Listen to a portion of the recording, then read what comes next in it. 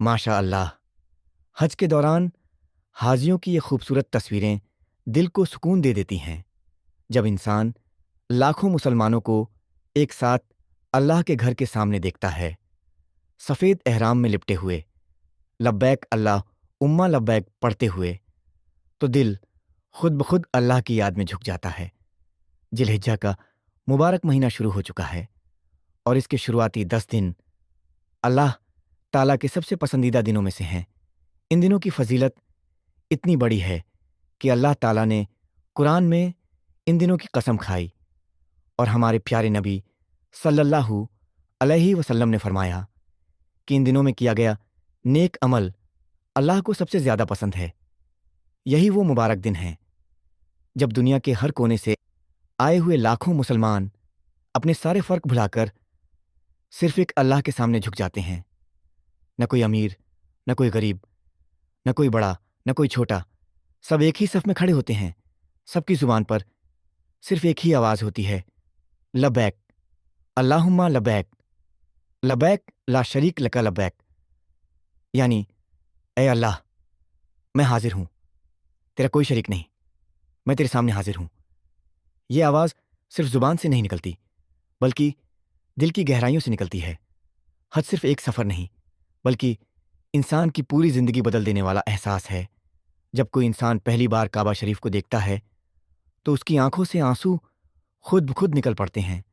وہ پل جسے ہر مسلمان اپنی زندگی میں کم سے کم ایک بار محسوس کرنا چاہتا ہے، یہی وہ دن ہے جب عرفہ کا میدان سجتا ہے، جب لاکھوں حاجی اپنے ہاتھ اٹھا کر اپنے رب سے دعا کرتے ہیں۔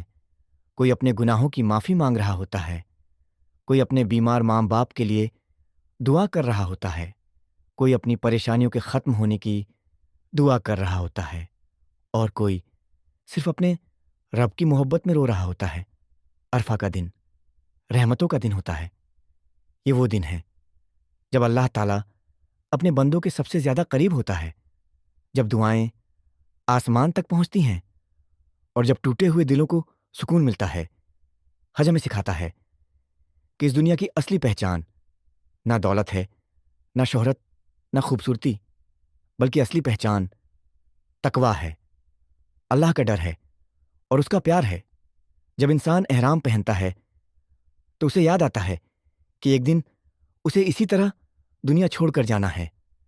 نہ کوئی بڑی گاڑی ساتھ جائے گی، نہ پیسہ، نہ نام، نہ شہرت، صرف ہمارے اچھے اور برے عمل ہمارے ساتھ جائیں گے۔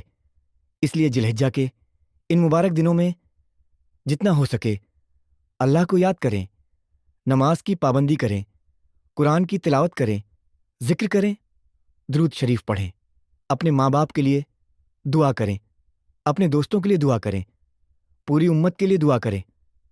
اگر کسی کا دل دکھایا ہو تو معافی مانگ لیں، اگر کسی سے ناراضگی ہو تو اسے ختم کر دیں، کیونکہ زندگی بہت چھوٹی ہے اور ہمیں نہیں پتہ اگلا ذی الحجہ ہمیں نصیب ہوگا بھی یا نہیں۔ آخری دن قربانی کے ساتھ حج کا سفر مکمل ہوتا ہے۔ قربانی صرف جانور کی نہیں ہوتی، بلکہ اپنے نفس کی ہوتی ہے، اپنی بری عادتوں کی ہوتی ہے، اپنے گناہوں کو چھوڑنے کی ہوتی ہے۔ حضرت ابراہیم علیہ السلام نے اللہ کے حکم پر اپنی سب سے پیاری چیز قربان کرنے کا جذبہ دکھایا، اور آج بھی ہر مسلمان اسی سنت کو زندہ کرتا ہے۔ حج ہمیں صبر سکھاتا ہے، محبت سکھاتا ہے، برابری سکھاتا ہے، اور سب سے بڑھ کر اللہ کے قریب ہونا سکھاتا ہے۔ تو آئیے ان مبارک دنوں کو یوں ہی برباد نہ کریں، توبہ کریں، اپنے گناہوں سے معافی مانگیں، دل سے دعا کریں، کیونکہ ہو سکتا ہے اللہ کی ایک رحمت ہماری پوری زندگی بدل دے۔ اللہ ہم سب کو اور ہمارے پریوار کو اپنے گھر کی حاضری نصیب فرمائے، ہمیں بھی کعبہ شریف دیکھنے کی تڑپ عطا کرے، ہماری دعاؤں کو قبول فرمائے، ہمارے گناہوں کو معاف فرمائے، اور سارے حاجیوں کا حج اپنے دربار میں قبول فرمائے۔ آمین یا رب العالمین۔ ویڈیو پسند آئے تو لائک، شیئر اور سبسکرائب ضرور کریں۔ علم بانٹنا صدقہ ہے۔ ایسے ہی اسلامک ویڈیو اور دل کو سکون دینے والے فیکٹس کے لیے آروز کی فیکٹس ہندی کو سبسکرائب کریں۔